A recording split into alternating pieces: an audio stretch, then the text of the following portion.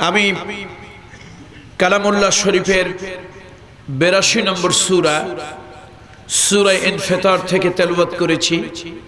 খুব গুরুত্বপূর্ণ প্রেক্ষাপটের উপরে কিছু কথা আমি আপনাদের সামনে তুলে ধরার চেষ্টা করব ইনশাআল্লাহ।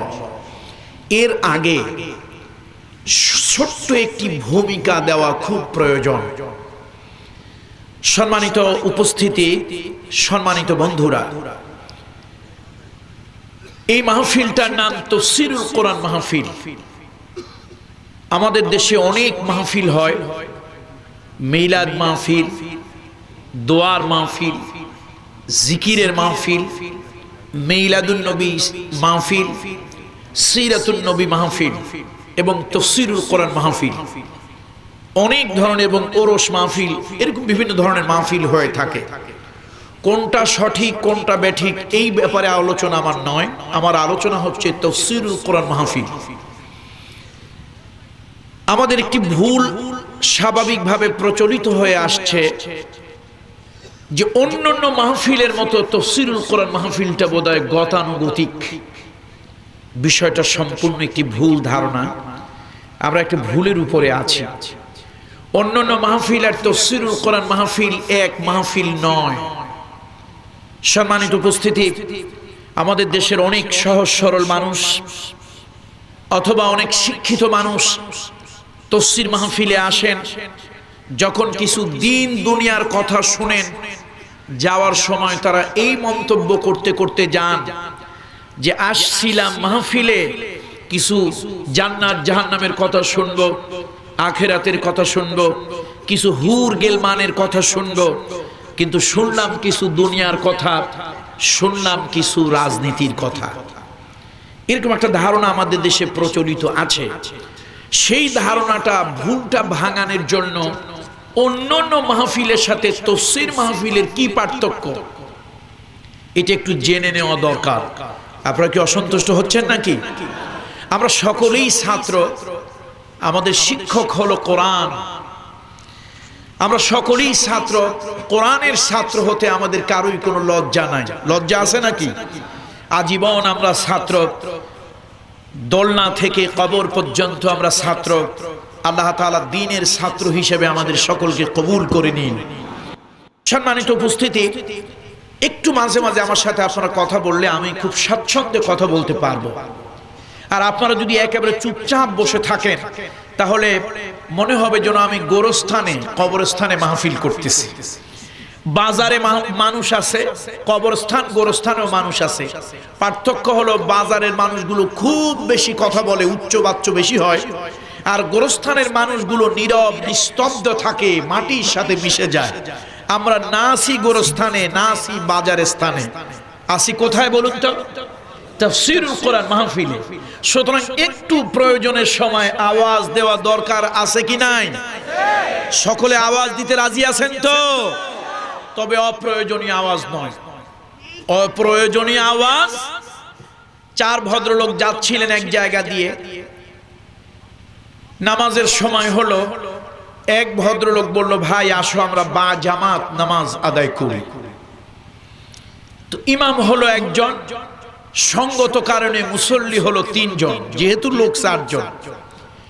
মাশাআল্লাহ, সামনে একটি ক্যানাল ছিল, খাল ছিল, খালের পাড়ে নামাজে দাঁড়িয়েছে ইমাম সাহেব, তাকবীরে তাহরিমা পড়েছেন, আল্লাহু আকবার, আলহামদুলিল্লাহি রাব্বিল আলামিন, আর রহমানির রহিম, মালিক ইয়াউমিদ্দিন। পিছনে তিন মুসল্লির মধ্যে এক মুসল্লি নামাজে তাকবীরে তাহরিমা বেঁধেছেন ঠিক, কিন্তু নজর হলো ওই খালের দিকে, ডোবার দিকে, ওই পানির দিকে। সে নামাজের ভিতরে লক্ষ্য করতেছে পানির মধ্যে কিসে কোনো এক প্রাণীতে অক্সিজেন ছাড়তেছে, হাওয়া ছাড়তেছে। গ্রামাঞ্চলে গ্রাম্য ভাষায় বলে বুড়বুড়ি ছাড়া। বেচারা নামাজের মধ্যে কৌতূহল আর ধরে রাখতে পারেনি, নামাজের মধ্যেই বলতেছে আবে বরবর কিস্ত।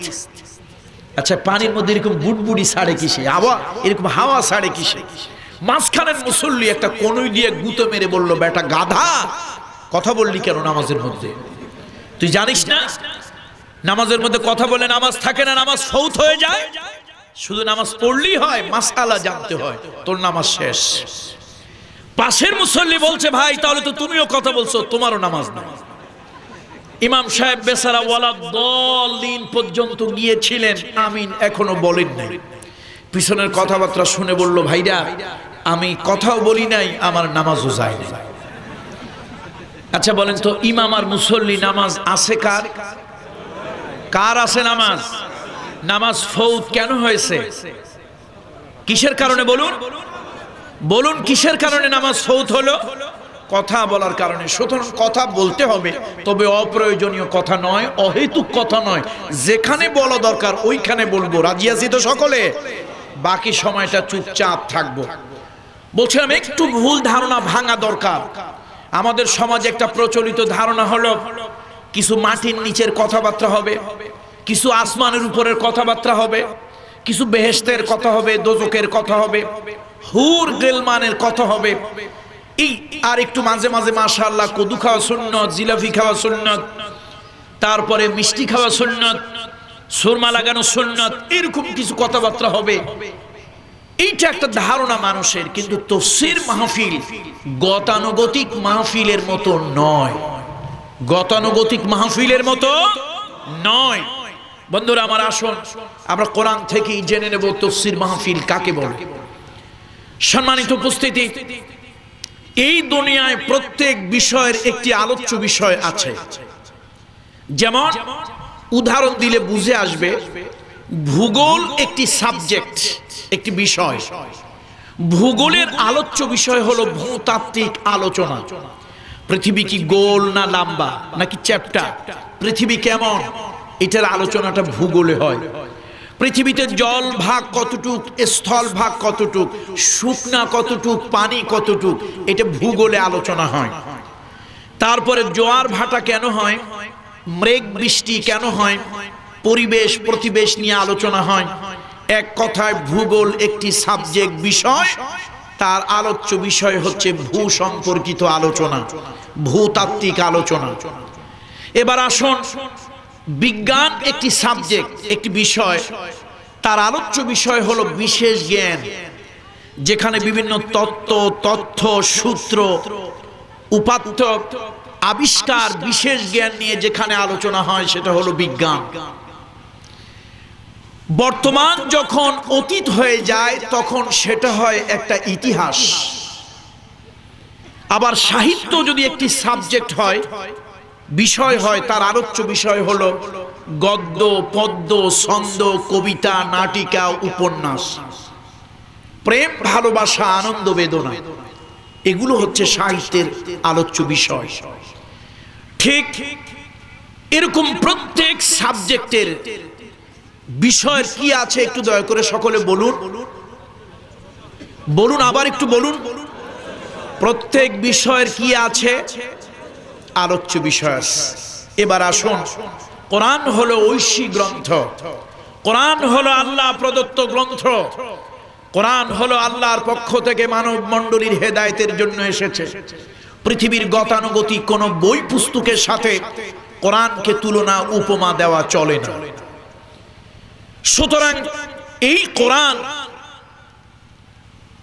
আমরা যদি বোঝার জন্য একটা উপমা দেই যে কোরআন একটি বিষয়, তাহলে ভূগোল, বিজ্ঞান, দর্শন, ইতিহাস যেমন বিষয়, তার আলোচ্য বিষয় আছে, কোরআনকেও যদি বোঝার জন্য এরকম একটা বিষয় বলি তাহলে কোরআনেরও আলোচ্য বিষয় আছে নাকি নাই? কোরআনের আলোচ্য বিষয় হলো ইনসান, কোরআনের আলোচ্য বিষয় হলো মানুষ। মানুষের জন্য যা প্রয়োজন কোরআনের মধ্যে তা আছে, মানুষের সাথে যা সম্পৃক্ত কোরআনের ভিতরে তা আছে। মানুষের সমাজনীতি, অর্থনীতি, রাজনীতি আছে, মানুষের যুদ্ধ বিগ্রহ আছে, মানুষের হাসি কান্না আছে, মানুষের সমাজ সভ্যতা আছে, সব কিছু এই কোরআন শরীফের ভিতরে আলোচনা হয়েছে। সুতরাং আমার দেশের এক শ্রেণীর শিক্ষিত লোকেরা কোরআনের মাহফিলে আসে তারা এই প্রত্যাশা নিয়ে আসে এখানে কিছু বেহেশতের কথা শুনবো, হুর পরীদের কথা শুনবো, আর কিছু মাটির নিচের কথা শুনবো, আসমানের উপরের কথা শুনবো। কিন্তু না, মানুষের সাথে যা সম্পৃক্ত আল্লাহ তাআলা সেই আলোচনা কোরআনে দিয়েছেন। সুতরাং এই মানুষের জন্য যা প্রয়োজন সব কথাগুলো কোরআনে আছে। কোরআনের তাফসীর মাহফিলে সে কথাগুলোই আলোচনা হবে। কত ঠিক কিনা বলুন? সেটা কখনো সমাজনীতি হবে, কখনো রাজনীতি হবে, কখনো অর্থনীতি হবে, কখনো বন্দিনীতি হবে, কখনো চুক্তিনীতি হবে। সুতরাং কোরআনের মাহফিলে এসে দুনিয়ার দিক নির্দেশনা যদি না পাওয়া যায়, এমন মাহফিলে যাওয়া মুসলমানদের জন্য উচিত নয়। বন্ধুরা আমার, আসুন আজকে সিলেটের এক মহান সাধক শেখ অলিউর রহমান রাহিমাহুল্লাহু তাআলা নওয়ারাল্লাহু মারকাদাহু ওয়া জাআলাল জান্নাতা মাসওয়াহু, তার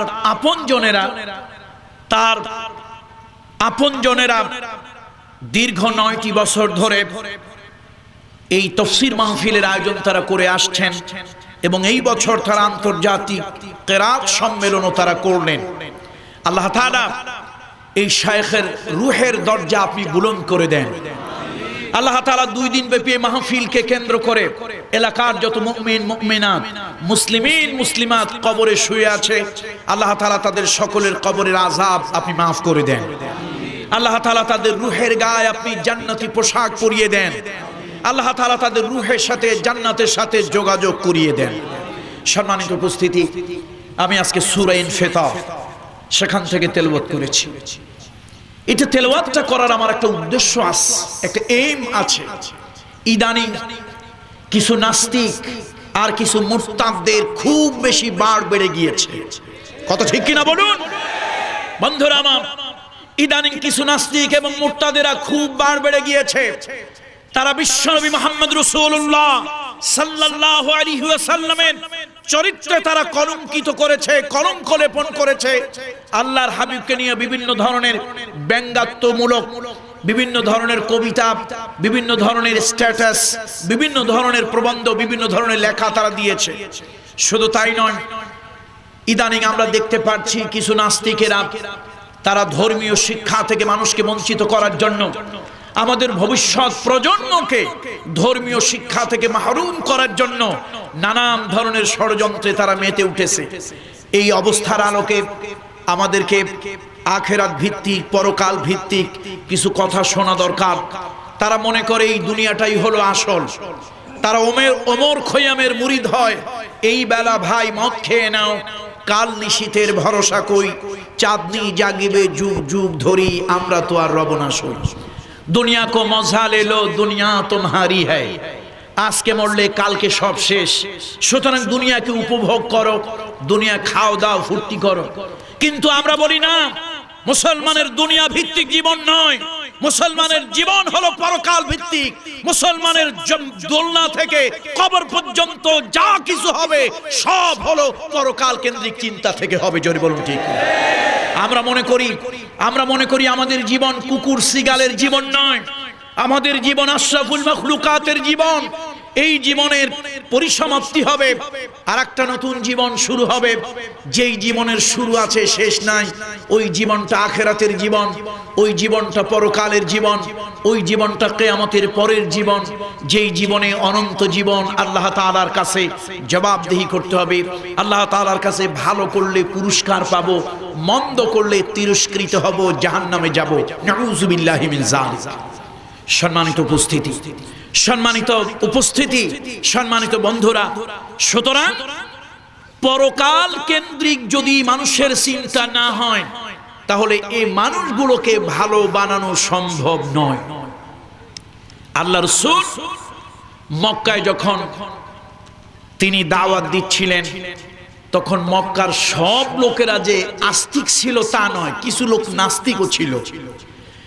কিছু লোকদের ধারণা ছিল এই জীবন তো এখানেই শেষ, এরপরে আবার কোন জীবন হবে, জবাবদিহি হবে, এগুলো তারা বিশ্বাস করত না। আল্লাহ তাআলা তাদের মধ্যে বিশ্বাস আনানোর জন্য পরকালীন জীবনকে আল্লাহ তাআলা সূরা ইনফিতারের মধ্যে ফুটিয়ে তুলেছেন এবং কিয়ামতের কিছু কথা আল্লাহ তাআলা তুলে ধরেছেন।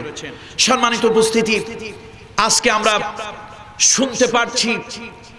আমরা শুনতে পারছি যে পরকাল নাকি, পরকালের চিন্তা নাকি একটা নেশার মতো। যেমন মানুষ ইয়াবার নেশাগ্রস্ত হয়, মদের নেশাগ্রস্ত হয়, হিরোইনের নেশাগ্রস্ত হয়, এই নেশা না হলে তার যেমন ভালো লাগে না, ঠিক তদ্রূপ ধার্মিকেরা নেশাগ্রস্ত, পরকালীন জীবনের চিন্তা ভাবনা না করলে নাকি তাদের ভালো লাগে না। এরকম কিছু কথাবার্তা হচ্ছে। আর দুর্ভাগ্যজনক, বাংলাদেশের জন্য অত্যন্ত দুর্ভাগ্যজনক, এই সরকারের আমলে এই নাস্তিক এবং মুরতাদদের বাড় সব থেকে বেশি বেড়েছে। আমাদের অঞ্চলে আমরা বলি চেলা মাছ, ছোট ছোট মাছ আছে, খালি লাফায়, সারাদিন লাফায়। অনেকগুলো মাছ একত্রিত করলে 50 টাকা 100 টাকার বেশি হয় না। কিন্তু বোয়াল মাছ, পাঙাশ মাছ, রুই মাছ, কাতল মাছ 6 মাস 6 বছরে একটা লাভ দেয়, একটার দাম 5000 টাকা। কথা ঠিক কিনা? এদেশের ইমানদারেরা লাফায় না, মুমিনেরা লাফায় না, 2-4টা খুচরা নাস্তিক মুরতাদেরা গোটা দেশ, গোটা মিডিয়াগুলো লাফাচ্ছে। আর মনে মনে ভাবতেছে দেশ বোধহয় তারা ভুলে গিয়েছে, না ভরে গিয়েছে। না, এদেশে শাহজালালের অনুসারী, শামসুদ্দৌলার অনুসারী, শাহপরানের অনুসারী, হাজী শরিয়তুল্লাহর অনুসারী, তিতুমীরের অনুসারী, এদেশে হাজার হাজার নয় লক্ষ লক্ষ জনতা আছে। এই নাস্তিক আর মুরতাদদের জন্য প্রয়োজন হলে আবার বাঁশের কিল্লা তারা গড়ে তুলবে। জোরে বলুন ঠিক কিনা? বন্ধুরা আমার, আমাদের জীবনের যা কিছু সব হলো পরকাল কেন্দ্রিক। সব কি? জোরে বলুন, পরকাল কেন্দ্রিক। পরকালের চিন্তা চেতনা না থাকলে একটা মানুষকে ভালো বানানো যায় না। আপনারা নিশ্চয়, আপনাদের সে কথা মনে আছে, ফখরুদ্দিন, মঈনুদ্দিন, ইয়াজউদ্দিন, এই 3 দিনদার একসাথে মিলে দেশের পরিস্থিতি যে কি করলো, বড় বড় মসজিদগুলো হাজার হাজার পুলিশ দিয়ে ঘেরাও করে রাখতো, নারী নীতিমালা প্রণয়ন করলো, এদেশের তৌহিদি জনতা যেন খেপে উঠতে না পারে, ফুঁসে উঠতে না পারে, সেজন্য বিভিন্ন ধরনের সরকারি বাহিনী দিয়ে তাদেরকে ঠান্ডা করা হলো। রাজনৈতিক অঙ্গনের লোকদেরকে দুদকের ভয় দিয়ে বিভিন্ন ধরনের টর্চার, নির্যাতন করা হচ্ছিল। বাংলাদেশের বড় বড় তাফসীরগুলো একেবারে টোটাল বন্ধ হয়ে গিয়েছিল। আলহামদুলিল্লাহ, তখন আমার মাহফিল চলছিল। তার কারণ হলো ওই নামের আগে অনেকে পীরজাদা লেখে। এখন বড় প্রোগ্রাম হতে গেলে সরকারের কিছু কেরামান কাতিবিন থাকে, এদের কিছু রিপোর্ট লাগে, ডিজিএফআই হোক, এনএসআই হোক, ডিবি হোক, ইন্টেলিজেন্স ব্রাঞ্চ হোক, অথবা সাদা পুলিশের লোক হোক পোশাকের, তাদের একটা রিপোর্ট লাগে। এখন যখন দেখে নামের আগে পীরজাদা, ভাবে পিসাব মানুষ, মোল্লার দৌর মসজিদ পর্যন্ত, পিসাব মানুষ আর বলবে কদ্দূর। এই জন্য সবার মাহফিল বন্ধ। আলহামদুলিল্লাহ, আমার মাহফিল চলে। আমি এটা ফকর করছি না, নাউযুবিল্লাহি মিন যালিক, আস্তাগফিরুল্লাহিল আযীম। আমি কথাটা বলছি এই জন্য যে তখন আমার এই একটা অনুভূতি জাগ্রত হলো, আল্লাহ, যেহেতু বাংলাদেশে বড় বড় প্রোগ্রামগুলো বন্ধ, আমার প্রোগ্রামগুলি চলছে, আমি যদি আমার জবানের হক আদায় না করি তাহলে অবশ্যই আল্লাহ তাআলার কাছে জবাবদিহি কিয়ামতে করতে হবে। আমি কমন সকল মাহফিল একটি কমন বয়ান, কমন ওয়াজ করতাম। সেটা হলো, আমি বোঝাতে চাইতাম সরকারকে, দেখুন আপনারা দুদকের ভয় দিয়া, পুলিশের ভয় দিয়া, জরুরি আইনের ভয় দিয়া, অত্যাচার নির্যাতনের ভয় দিয়া, মামলা হামলার ভয় দিয়া, জেল জুলুমের ভয় দিয়া মানুষকে পরিবর্তন করতে চাচ্ছেন। বিশ্বাস করুন, মামলা হামলার ভয় দিয়া মানুষের চরিত্র পাল্টানো যায় না, জেল জুলুমের ভয় দিয়া মানুষের চরিত্র পাল্টানো যায় না, কোন ধরনের শাস্তি দিয়া মানুষের চরিত্র পাল্টানো যায় না। মানুষের নৈতিক চরিত্র যদি পাল্টাতে চান, সর্বপ্রথম মানুষের ভিতরে আল্লাহর ভয়, তাকওয়া ঢুকায় দেয়। আল্লাহর ভয়, তাকওয়া, মৃত্যুর ভয়, কিয়ামতের ভয়, আখিরাতের ভয়, আল্লাহর দরবারে আদালতের ভয়, এই ভয়গুলো যখন একটা মানুষের মধ্যে আসে, মানুষের জীবন পরিচ্ছন্ন হয়ে যায়, পবিত্র হয়ে যায়, নিষ্কলুষ হয়ে যায়, শুচি শুদ্ধ হয়ে যায়। বন্ধুরা আমার, এই দুনিয়ার বুকে পরশ পাথর বলে কিছু আছে কিনা জানি না। ছোটবেলায় বইপত্রে পড়েছি, পরশ পাথরের কথা অনেকবার পড়েছি, শতবার হাজারবার পড়েছি, কিন্তু পরশ পাথর কোনোদিন বাস্তবে দেখি নাই। বোর্ড মধ্যে পড়লাম পরশ পাথর এমন পাথর যেই পাথরের সংস্পর্শে যদি লোহা লাগানো হয় লোহা স্বর্ণে রূপান্তরিত হয়ে যায়। এগুলো বইয়ের ভাষার কথা, বাস্তবে দেখিনি।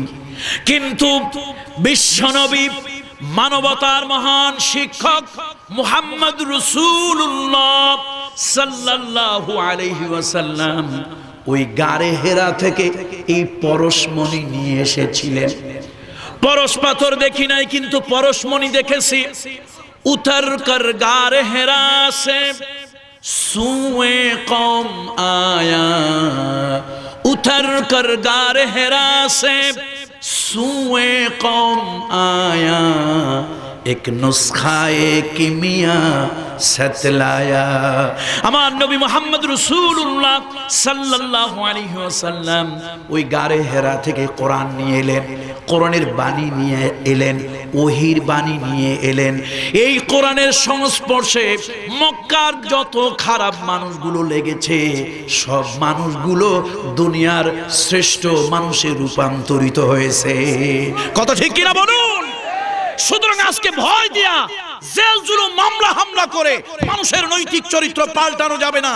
নৈতিক চরিত্র পাল্টানোর জন্য সব থেকে বড় হাতিয়ার হলো আল্লাহর ভয়, মৃত্যুর ভয়, কিয়ামতের ভয়, আখিরাতের ভয়, জবাবদিহিতা। বন্ধুরা আমার, আজকে সরকার কোন পথে হাঁটতেছে? এ জাতি আজকে কোন পথে হাঁটতেছে? হোলি আর্টিজান বেকারির মধ্যে কিছু জঙ্গিদেরকে খুঁজে পাওয়া গেল। বিদেশি নিরীহ নিরপরাধ কিছু মানুষ হত্যা করলো, আর সেই কারণে যত দায় চেপে বসলো। পিস টিভি বন্ধ হলো, পিস স্কুল বন্ধ হলো, আলিয়া মাদ্রাসা, কওমি মাদ্রাসায় নজরদারি হলো, ইসলামী প্রোগ্রামগুলো তার উপরে নজরদারি হলো। শুধু তাই নয়, এদেশ থেকে ইসলামী শিক্ষা ক্রমান্বয়ে উঠিয়ে দেওয়ার জন্য নানাবিধ চক্রান্ত এবং ষড়যন্ত্র শুরু হয়ে গেল। কি এক আজীব ব্যাপার, কি এক আজীব ব্যাপার দেশে হচ্ছে। বন্ধুরা আমার, আসুন আমরা পরকাল ভিত্তিক জীবন করতে চাই, আমরা আখিরাতমুখী জীবন করতে চাই, আমরা তাকওয়া ভিত্তিক জীবন করতে চাই। তাহলে এই জাতির চরিত্র পরিবর্তন সম্ভব, এই জাতির আদর্শ পরিবর্তন সম্ভব, এই জাতির ভাগ্যের পরিবর্তন সম্ভব। কত ঠিক কিনা বলুন? বন্ধুরা আমার, পৃথিবীতে অনেক আন্দোলন হয়েছে, কোন আন্দোলনের দ্বারা মানুষের নৈতিক চরিত্রের পরিবর্তন হয় নাই। এমনকি এই বাংলাদেশ 1971 সালে স্বাধীন হলো, এই জাতিরও পতাকার পরিবর্তন হলো, দেশের নামের পরিবর্তন হলো, শাসন ব্যবস্থার পরিবর্তন হলো, কিন্তু এই জাতির চরিত্রের কোনো পরিবর্তন।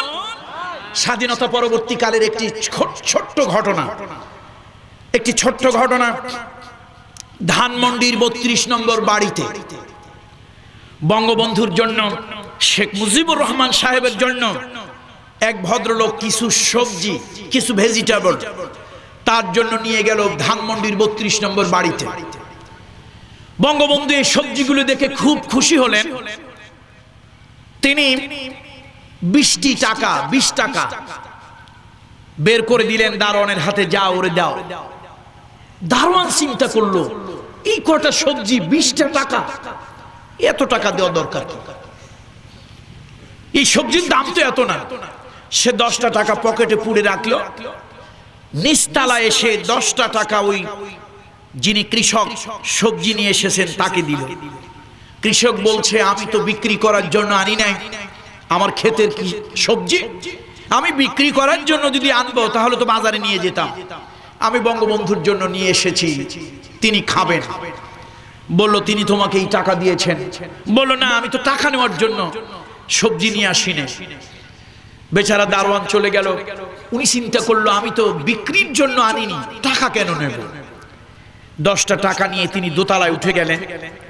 বঙ্গবন্ধুর কাছে গিয়ে বললেন, আপনি টাকা কেন আমাকে দিলেন? আমি তো বিক্রির জন্য সবজি নিয়ে আসি নাই, ক্ষেতের সবজি আপনাকে খাওয়ানোর জন্য এনেছি। বিক্রি যদি আমার উদ্দেশ্য থাকবে তাহলে তো আমি বাজারে নিয়ে যেতাম। আপনি নেন, খান। এই 10 টাকা ফেরত দিচ্ছে তাকে। এখন বঙ্গবন্ধু হাতের মধ্যে কয় টাকা দেখতেছে? দিয়েছিল কয় টাকা? ওনার চিন্তা হলো দিলাম 20 টাকা, ওর হাতে কেন 10 টাকা? বলল আমি তো তোমারে 10 টাকা দেই নাই, আমি তো তোমাকে 20 টাকা দিয়েছি। বেচারা বলল আপনি কয় টাকা দিয়েছেন ওইটা আমার দেখার বিষয় না, আমি তো বিক্রির জন্য আনি নাই, আপনারে খেতে দেওয়ার জন্য এনেছি। বঙ্গবন্ধু দুঃখ করে বললেন, যে দেশে 20 টাকা উপরতলা থেকে নিচতলা যেতে 10 টাকা হয়ে যায়, সেই দেশে সাধারণ জনগণের জন্য একটা সার্ভিস সেবা যদি পেতে হয় উপরতলা থেকে নিচতলা পর্যন্ত, না জানি কি অবস্থা হয়। এমনকি বন্ধুরা তিনি দুঃখ করে বলেছিলেন, দেশ স্বাধীন করলাম, 7 কোটি মানুষ, 7.5 কোটি কম্বল, সবাই সবারটা পেল, আমারটা কোথায় গেল? সবাই পেল সোনার খনি, আমি পেলাম চোরের খনি। এটা তার একটা দুঃখের কথা। অর্থাৎ দেশ পরিবর্তন হয়েছে, শাসন ব্যবস্থার পরিবর্তন হয়েছে, পতাকার পরিবর্তন হয়েছে, ভূখণ্ডের নামের পরিবর্তন হয়েছে, কিন্তু মানুষের নৈতিক চরিত্রে কি হয় নাই? মানুষের নৈতিক চরিত্রের কোনো পরিবর্তন হয়নি। বন্ধুরা আমার, আপনারা জানেন স্কুল কলেজে পড়ুয়া ভাইদের একটু জেনে রাখা দরকার। আপনারা অনেক সময় আমাদেরকে বিশ্রী ভাষায় গালি দেন, আমাদেরকে দেখলে ইনসাল্ট করেন, ক্রিটিসাইজ করেন, আমাদেরকে জঙ্গি বলে অপবাদ দেন, আমরা নাকি মানুষ হত্যা করে ইসলাম কায়েম করতে চাই। আপনাদের কি একবারও মাথার মধ্যে ঢোকে না রাশিয়ায় অক্টোবর বিপ্লব হয়েছিল? আমিও কিছুদিনের জন্য হলেও ঢাকা বিশ্ববিদ্যালয় রাষ্ট্রবিজ্ঞানের ছাত্র ছিলাম। বন্ধুরা আমার, অক্টোবর বিপ্লব হলো রাশিয়ায়, সেই অক্টোবর বিপ্লব পর্যন্ত চূড়ান্ত পর্যায়ে যাওয়ার পর্যন্ত প্রত্যক্ষ পরোক্ষ 2 লক্ষ লোকের জীবন গিয়েছে। কতগুলো লোকের জীবন গিয়েছে বলুন? কতগুলো লোকের? 2 লক্ষ লোকের জীবন গিয়েছে।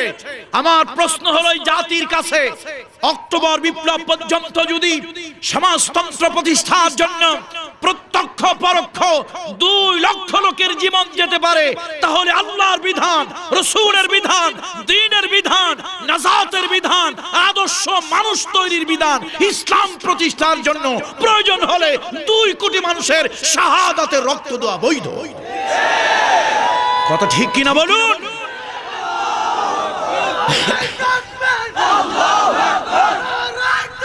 বন্ধুরা আমার, বন্ধুরা আমার, বন্ধুরা আমার, অত্যন্ত দুঃখের সাথে বলতে হয়, বন্ধুরা অত্যন্ত দুঃখের সাথে বলতে হয়, আমরা অন্যায়ভাবে মানুষ হত্যার পক্ষে নই। আমরা অন্যায়ভাবে মানুষ হত্যার, ইসলাম অন্যায়ভাবে মানুষ হত্যার পক্ষে নয়। ইসলাম কোন মানুষকে জিম্মি করে জঙ্গিবাদ, সন্ত্রাসবাদ কায়েম করার জন্য ইসলাম কোরআন এবং হাদিসে প্ররোচিত করে নাই। আলহামদুলিল্লাহ বলুন। আসুন আমার মূল বক্তব্যের দিকে আমি ফিরে যাচ্ছি। বলছিলাম মানুষের চরিত্র যদি পাল্টাতে হয় তাহলে সর্বপ্রথম কি লাগবে? বলুন কি লাগবে? আল্লাহর ভয়। বলুন কি লাগবে? আল্লাহর ভয় লাগবে। তারপরে আখিরাতের ভয় লাগবে, আল্লাহর কাছে জবাবদিহিতার ভয় লাগবে, জাহান্নামের ভয় লাগবে। এই ভয়গুলো যদি মানুষের মধ্যে, তাহলেই মানুষের জীবন সুন্দর, নিষ্কলুষ, নির্মল, পবিত্র, শুচি শুদ্ধ হয়ে যাবে। সুবহানাল্লাহ। সাইয়্যিদুনা ওমর রাদিয়াল্লাহু তাআলা আনহু ফজরের নামাজের আগে হেঁটে বেড়াচ্ছিলেন রাস্তা দিয়ে। হঠাৎ একটি ঘর থেকে আওয়াজ তার কানে এলো। সাইয়্যিদুনা ওমর আওয়াজ শুনতে পেলেন, বৃদ্ধা মহিলা তার সন্তানকে, কন্যাকে ডেকে বলছে, আজকে আমাদের গাবিতে কতটুকু দুধ হয়েছে? মেয়েটা বলল, মা গাবিতে দুধ অনেক কম হয়েছে।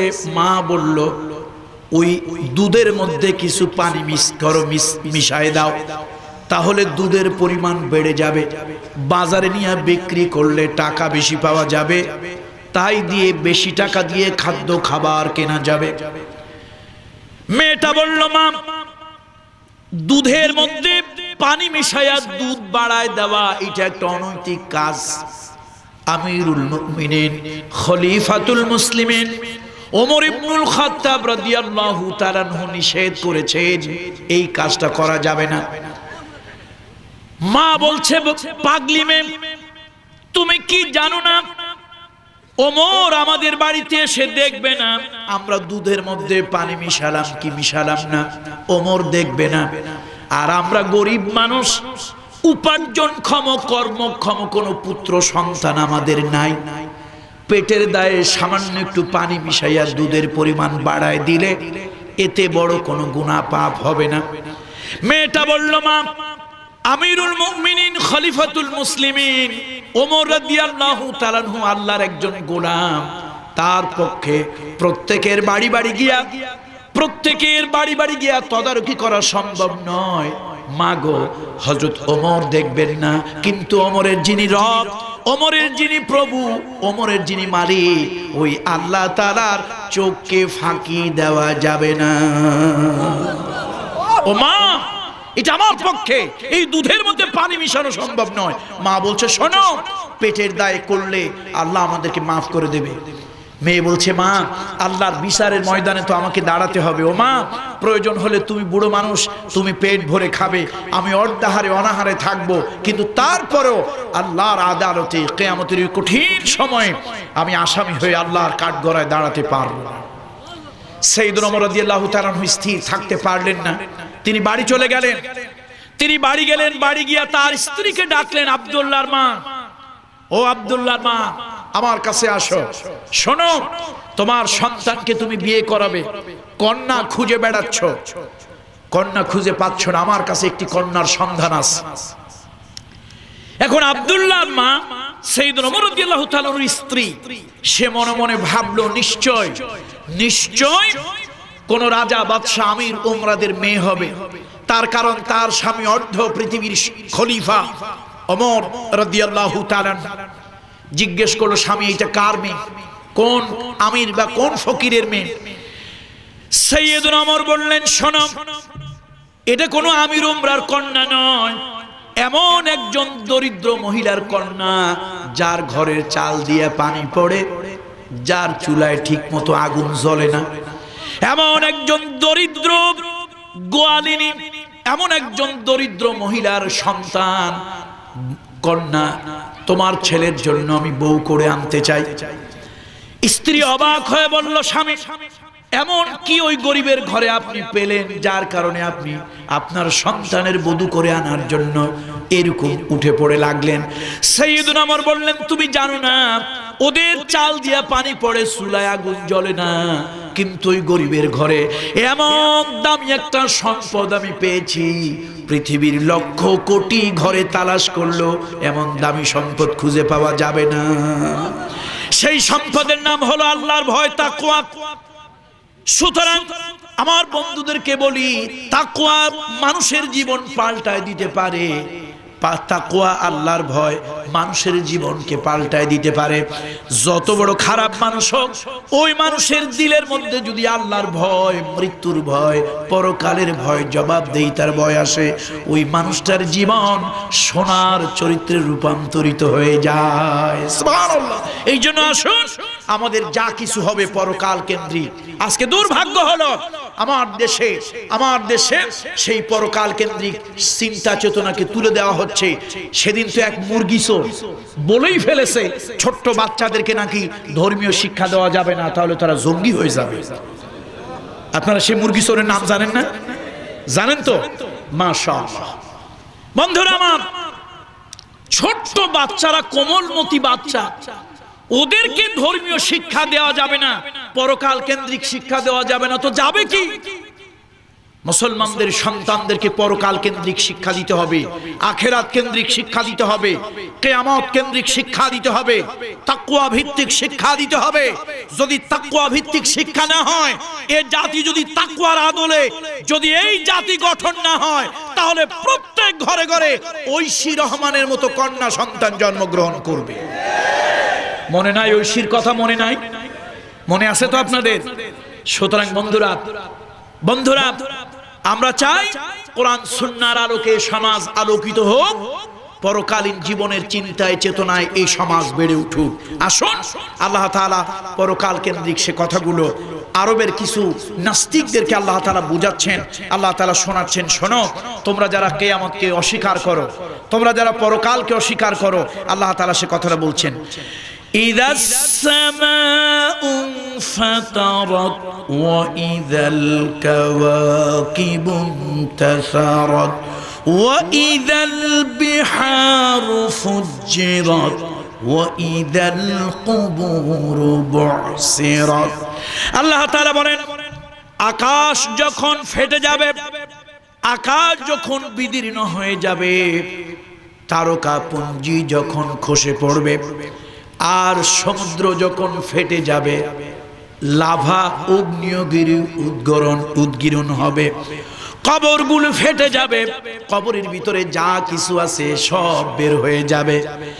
আলিমাত নাফসুম মা কদ্দামাত ওয়া আখারাত। সেই দিন মানুষ তার পিছনের জীবনে যা কিছু করেছে তা জানতে পারবে, আর ভবিষ্যতে যা কিছু ঘটতে যাচ্ছে তাও জানতে পারবে। সুবহানাল্লাহ। কিয়ামতটা হলো যেমন একটা লোক ঘরের দরজায় দাঁড়িয়ে আছে, বাহিরে কি হচ্ছে দেখতে পাচ্ছে, ঘরের ভিতরে কি হচ্ছে দেখতে পাচ্ছে। ঘরের ভিতরের লোকজন বাহিরে কি হচ্ছে দেখতে পাচ্ছে না, বাহিরের লোকজন ঘরের ভিতরে কি হচ্ছে দেখতে পাচ্ছে না, কিন্তু দরজায় যে দাঁড়িয়ে আছে সে ঘরের কাজ, ঘরের সব দেখতে পাচ্ছে, বাহিরের সব কিছু দেখতে পাচ্ছে। কিয়ামতটা যখন শুরু হবে তখন ঠিক ওই অবস্থা হবে, দুনিয়ায় কি হয়েছে তাও সে যেরকম স্পষ্ট তার কাছে হয়ে যাবে, আবার সামনে কিয়ামতে আখিরাতে কি ঘটতে যাচ্ছে তাও তার সামনে স্পষ্ট হয়ে যাবে। আল্লাহ তাআলা সে কথাটাই সুন্দর করে বলেছেন, আলিমাত নাফসুম মা কদ্দামাত ওয়া আখারাত। সম্মানিত উপস্থিতি, 500 বছর আগে, 200 বছর আগে যখন আমরা বলতাম কিয়ামত হবে, তখন এক শ্রেণীর লোকেরা আমাদেরকে নিয়ে ঠাট্টা উপহাস করত, কিন্তু এখন বৈজ্ঞানিকেরা বলেছেন মহা সৃষ্টি জগৎ একদিন ধ্বংস যজ্ঞে রূপান্তরিত হয়ে যাবে। ও নাস্তিকেরা এখন কোথায় যাবে? ও নাস্তিকেরা এখন কোথায় যাবে? বৈজ্ঞানিকেরা বলেছেন মহাশূন্যে গ্রহ, নক্ষত্র, মিল্কি ওয়ে গ্যালাক্সি, চাঁদ, সূর্য, পৃথিবী, নেপচুন, প্লুটো মহাশূন্যে ভেসে বেড়াচ্ছে। এমন একটা সময় আসবে একটার সাথে আরেকটা আঘাত লাগবে আর ভেঙে চুরে সব চুরমার হয়ে যাবে। আল্লাহু আকবার, আল্লাহু আকবার।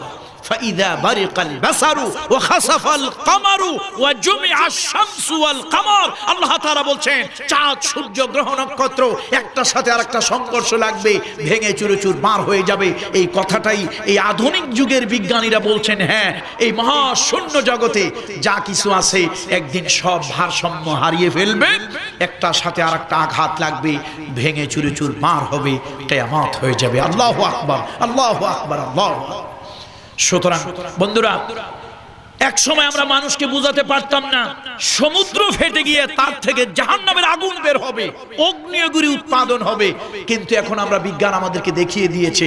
আপনারা ইদানিং যারা সামাজিক যোগাযোগ মাধ্যম ফেসবুক যারা চালান তারা অনেকেই দেখেছেন সমুদ্রের ভিতর থেকে লাভাগুলি উদ্গীরণ হচ্ছে। আল্লাহু আকবার, গাও শিউরে ওঠে যে আল্লাহ তাআলার কথা কত সত্য কথা।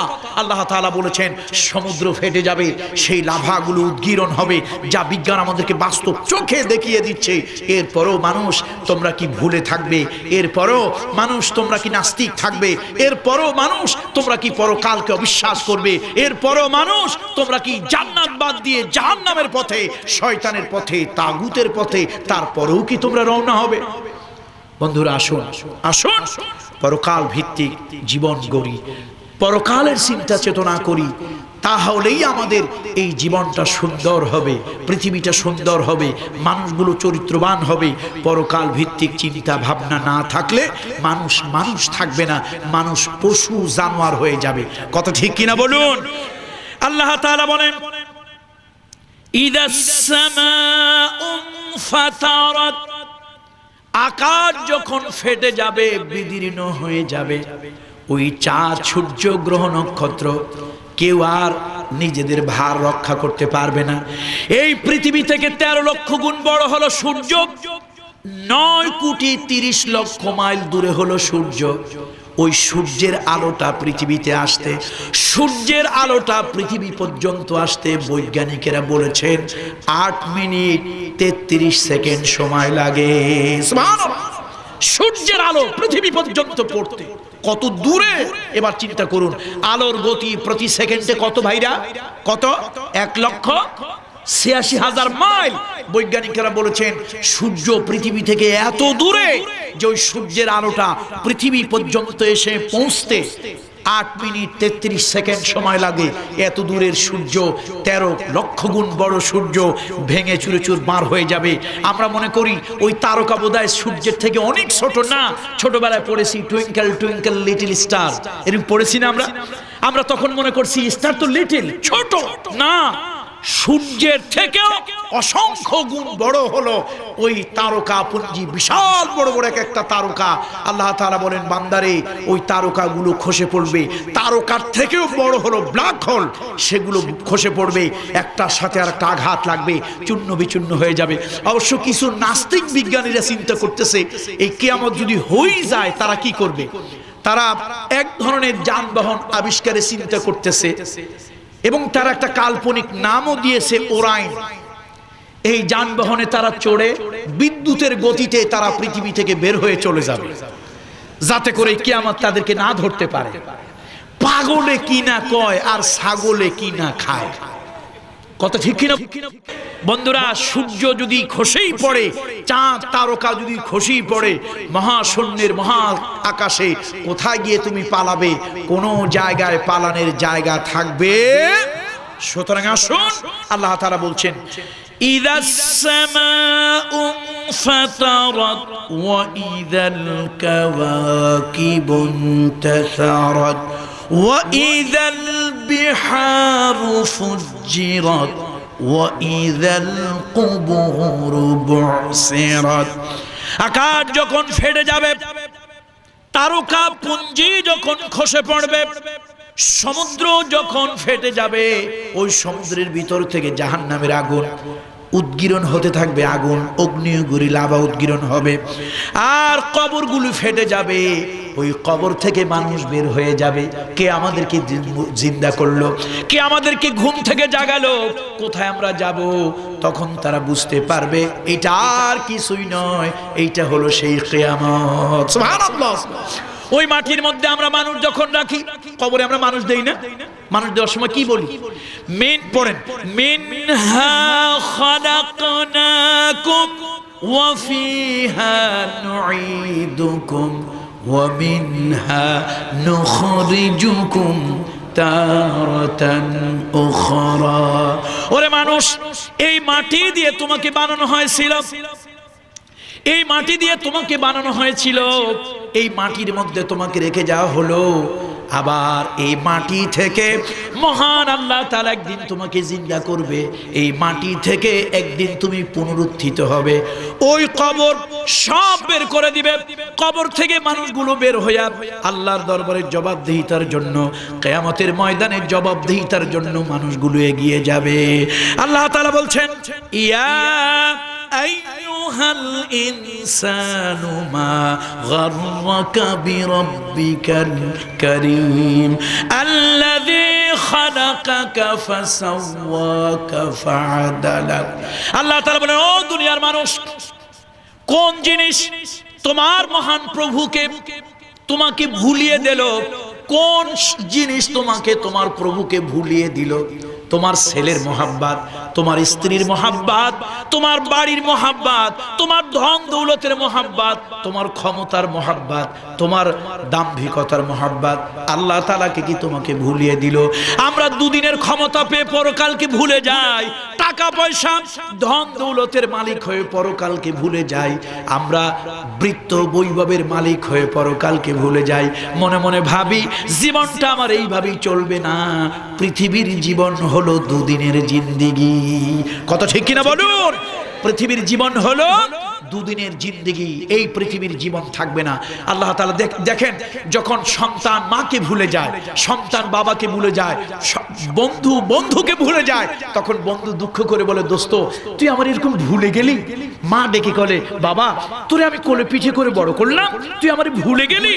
বাবা বলে তোরে আমি এত কষ্ট করে লালন পালন করে আয় রুজি করে খাওয়াইলাম, তুই আমারে ভুলে গেলি।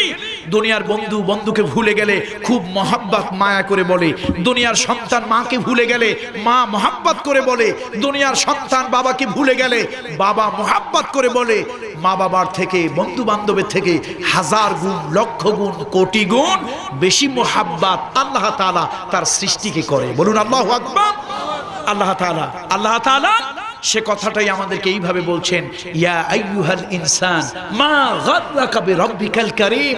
ও মানুষ, কোন জিনিস তোমাকে তোমার প্রভুকে ভুলাই দিল? আপনারা কি আমার কথা শুনতে পাচ্ছেন? আল্লাহর কথা কি আমরা ভুলে গেছি না মনে আছে? অবশ্যই ভুলে গিয়েছি। আমি বিশ্বাস করি না আমাদের মনে আছে, আমি বিশ্বাস করি আমরা ভুলে গিয়েছি। যদি ভুলেই না যেতাম 24 ঘন্টার মধ্যে 2টি ঘন্টা আল্লাহকে দিতাম, ভুলেই যদি না যেতাম 24 ঘন্টার মধ্যে 3টা ঘন্টা আল্লাহকে দিতাম, অথচ 24 ঘন্টার মধ্যে 24টা মিনিট আমি আল্লাহ তাআলাকে দিতে পারছি না। আমার দোকান নিয়ে ব্যস্ত, আমার ব্যবসা নিয়ে ব্যস্ত, আমার চাকরি নিয়ে ব্যস্ত, আমার বিদেশ নিয়ে আমি ব্যস্ত, অথচ যেই প্রভু আমাকে বাঁচিয়ে রেখেছেন, যার জমিন আমি হাঁটাচলা করছি, যার অক্সিজেন প্রতি মুহূর্ত আমি নিচ্ছি, যে আল্লাহ তাআলার করুণায় আমি বেঁচে আছি, সেই প্রভুকে আমি ভুলে গিয়েছি। এই জন্য একজন বুজুর্গ বলেছিলেন, পৃথিবী হলো একটি রঙ্গমঞ্চ। পৃথিবী হলো কি বলুন তো? একটি রঙ্গমঞ্চ। এখানে সবাই আমরা অভিনেতা, আমরা বাস্তব ভুলে যাই। দেখুন, এই মঞ্চে যখন অভিনয় হয়, একজন অভিনয় নিয়েছে নবাব সিরাজউদ্দৌলা। কার অভিনয় নিয়েছে বলেন তো? নবাব সিরাজউদ্দৌলা অভিনয় যিনি নিয়েছেন, সকালবেলা বাড়িতে নাস্তা জোটে নাই, দুপুরবেলা 4টা খাবার হবে, রাত্রে ঘরে পাক করার চাউল নাই, তিনি হলেন বাস্তবে ফকিরউদ্দিন মোল্লা, অথচ স্টেজে এসে হয়েছে নবাব সিরাজউদ্দৌলা। কথা ঠিক কিনা বলেন? এখন নবাব সিরাজউদ্দৌলা স্টেজে, তো বাড়িতে কিন্তু ঘরে খাবার নাই, সকালবেলা নাস্তাটাও ঠিক মতো জোটে নাই। এখানে মাশাআল্লাহ কাপড় চোপড় পরে নবাব সিরাজউদ্দৌলার পাঠ করতেছে। ওই স্টেজে যতক্ষণ পর্যন্ত আছে ততক্ষণ সে নিজের কি মনে করতেছে বলেন তো? নবাব সিরাজউদ্দৌলা মনে করতেছে। আসলে নবাব সিরাজউদ্দৌলা না ফকিরউদ্দিন মোল্লা? বাড়িতে খাবারও নাই, রাতের বেলায় পাক করার চাউলও নাই। আমাদের অবস্থা হয়েছে তাই। এই দুদিনের পৃথিবীতে আমরা কেউ হয়েছি এসপি, কেউ হয়েছি ডিসি, কেউ হয়েছি মন্ত্রী, কেউ হয়েছি মিনিস্টার, কেউ হয়েছি চেয়ারম্যান। কয়দিন পর দেখলাম, আহা, চেয়ার আছে মাগার ম্যান নাই। চেয়ার আছে মাগার কি নাই? ম্যান নাই। আহারে মানুষ, দুদিনের ক্ষমতা, দুদিনের পৃথিবী, মানুষ ভুলে যায় তার বাস্তবতা। এই পৃথিবী আমাদের ওন অ্যাড্রেস, আমাদের নিজস্ব ঠিকানা পৃথিবী। এই জন্য কবি বলেন, ইহা হাম সব মুসাফির হ্যায়, ওহি আখির ঠিকানা, কোই আগে রওয়ানা है कोई पीछे रवाना, चलो मुसाफिर बादोगा ठूरी, जाना है बहु दूर, आज भी जाना कल भी जाना, जाना एक दिन पड़ेगा। এই দুনিয়া থাকার জায়গা নয়, এই দুনিয়া ছেড়ে একদিন আমাকে চলে যেতে হবে, মৃত্যুর শরবত পান করতে হবে, কিয়ামত একদিন কায়েম হবে, আল্লাহর দরবারে আমাদেরকে ফিরে যেতে হবে। এই জীবনের হিসাব সব কিছু আল্লাহ তাআলার কাছে চুল চুল করে দিতে হবে। কত ঠিক কিনা বলুন? এই জন্য আল্লাহ তাআলা আফসোস করে বলছেন, মানে ওই যে মা যেরকম সন্তানকে বলে, বাবা যেরকম সন্তানকে বলে, বন্ধু যেরকম বন্ধুকে বলে, বন্ধু তুই আমাকে একেবারে ভুলে গেলি। মা বলে, সন্তান এত কষ্ট করে তোরে লালন পালন করলাম, আমি নিজে ভিজা জায়গায় শুয়ে তোকে শুকনা জায়গায় শোয়ালাম, তুই আমারে ভুলে গেলি। সন্তানের উপরে দরদ নিয়ে মা যেরকম বলে, সৃষ্টির প্রতি আল্লাহ তাআলার, মাখলুকের প্রতি খালেকের, গোলামদের প্রতি প্রভুর তার থেকেও লক্ষ কোটি গুণ বেশি মোহাব্বত আল্লাহ তাআলা। সে মোহাব্বত নিয়ে, সে ভালোবাসা নিয়ে আল্লাহ বলছেন, ইয়া আইয়ুহাল ইনসান মা গাররাকা বিরাব্বিকাল কারীম। হে মানুষ, কোন জিনিস তোমার প্রভুকে ভুলাই দিল? কিসে ভুলাই দিল? তোমার স্ত্রীর মোহাব্বত, তোমার ছেলের মোহাব্বত।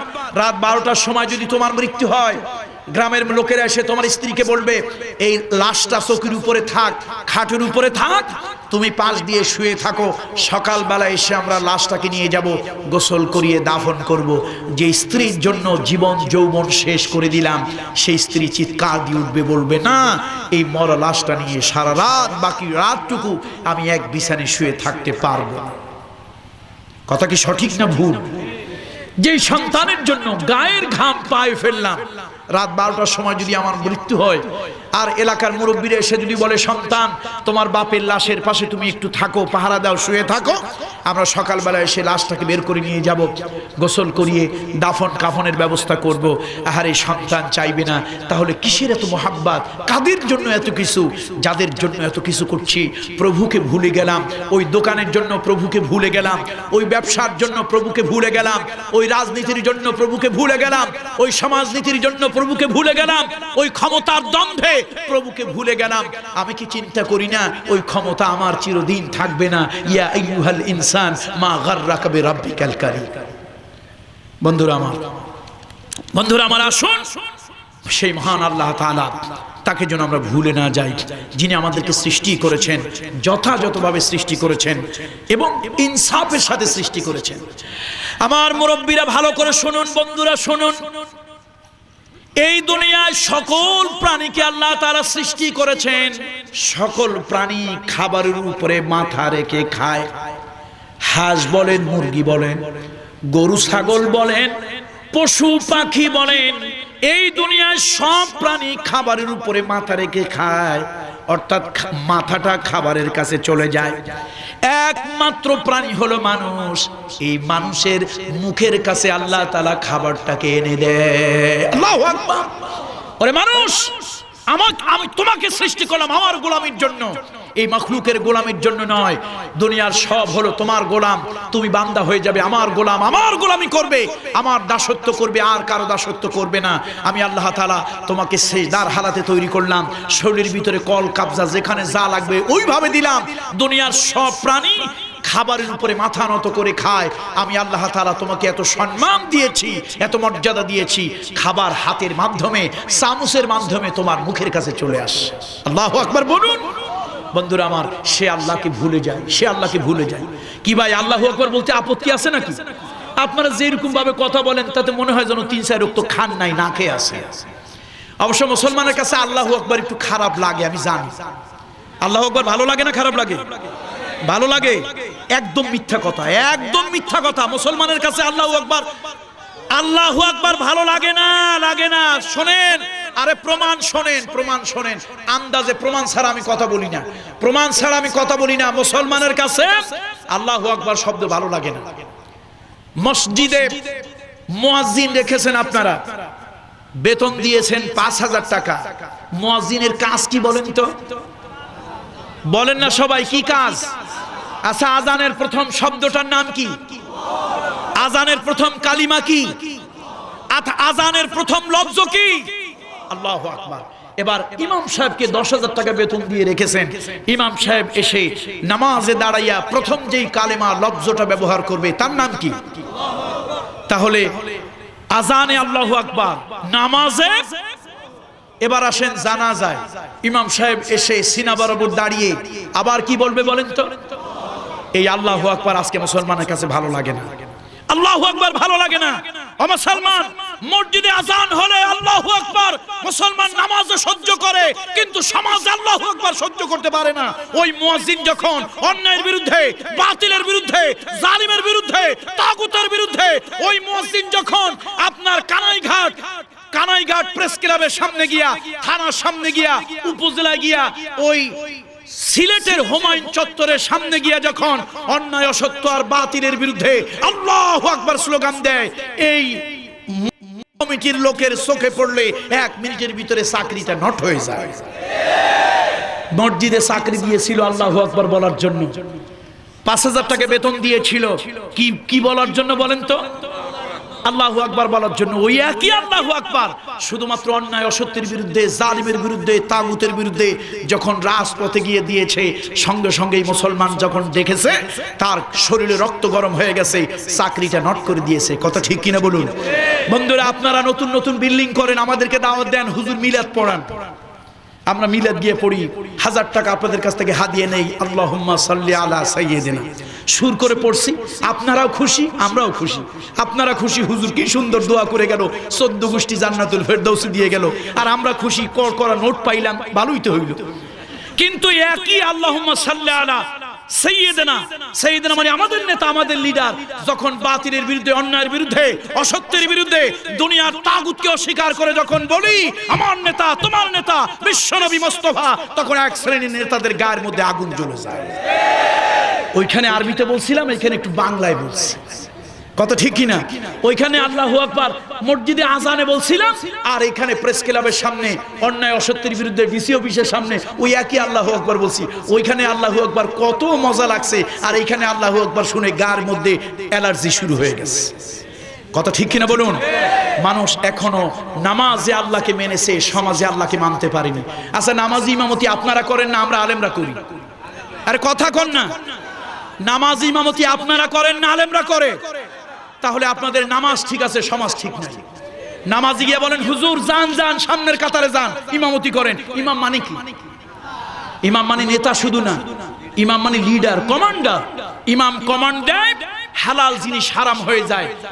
যেমন চা খাওয়া, বিস্কিট খাওয়া, ভাত খাওয়া, পানি খাওয়া, মাছ খাওয়া হারাম না হালাল? হালাল। কিন্তু ইমাম সাহেব যখন তাকবীরে তাহরিমা পড়েছে, আল্লাহু আকবার বলেছে, এখন এই হালাল জিনিস কি হয়ে গেছে? সালাম দেওয়া, কালাম করা হালাল না হারাম? হালাল, সুন্নত। অথচ ইমাম সাহেব যখন তাকবীরে তাহরিমা পড়েছে, এখন সালামও হারাম, কালামও হারাম। কথা ঠিক কিনা বন্ধুরা আমার? তাহলে ইমাম শুধু নেতা নয়, ইমাম কমান্ডার। ইমাম কমান্ড দিলে আপনারা রুকুতে যান, ইমাম কমান্ড দিলে আপনারা সেজদায় যান, ইমাম কমান্ড দিলে আপনারা সালাম ফিরান। ইমামের কমান্ডের আগে সালাম ফিরেলে আপনার নামাজ ফৌত হয়ে যায়।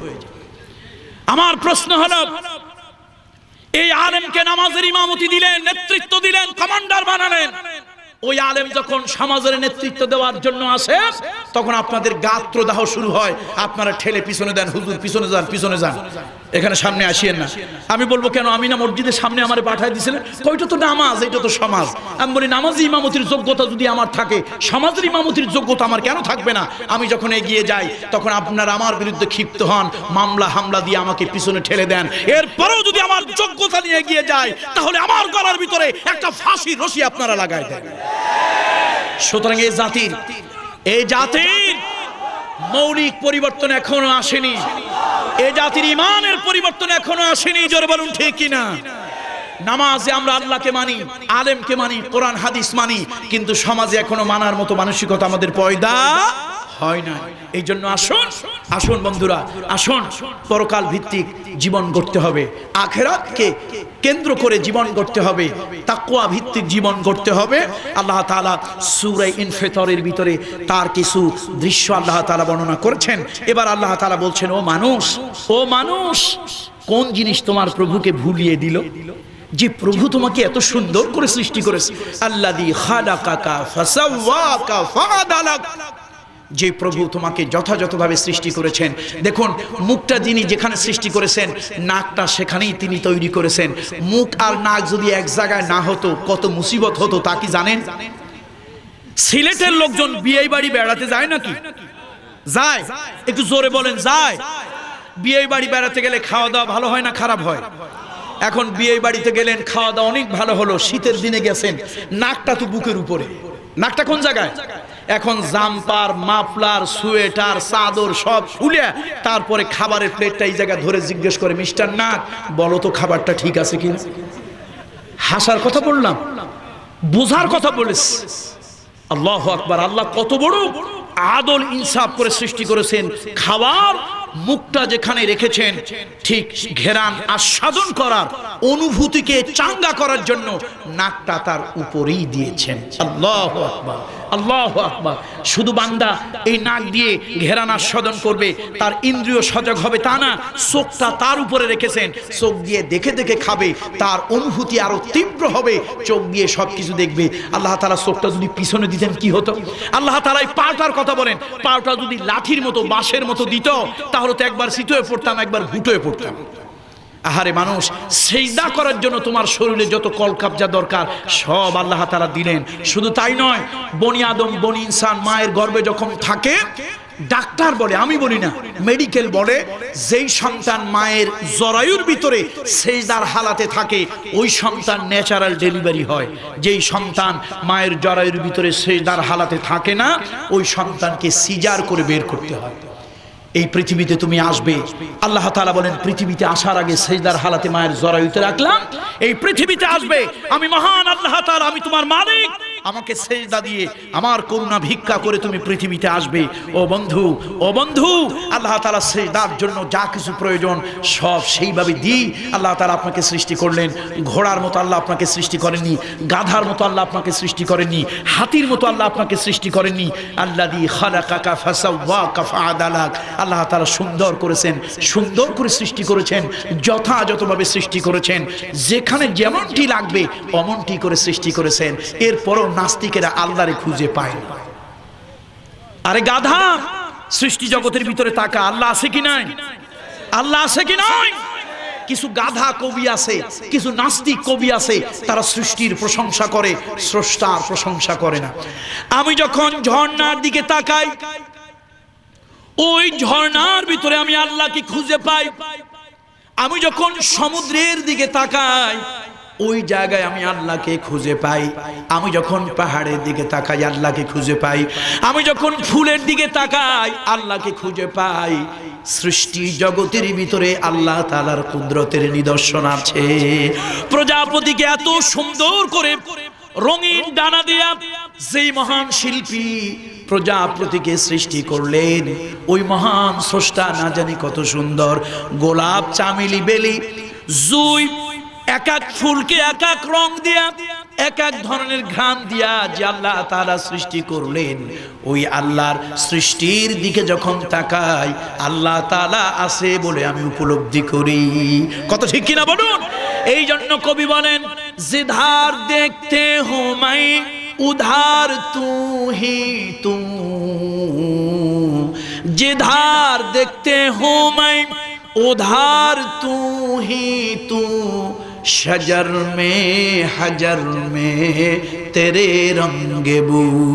আমি যেদিকে তাকাই ওই গাছের ভিতরে তাকালে গাছের এত সুন্দর গাছ দেখে, গাছের জীবন্ত রূপ দেখে আমি ভাবি নিশ্চয় এই গাছ একজন সৃষ্টিকর্তা আছেন।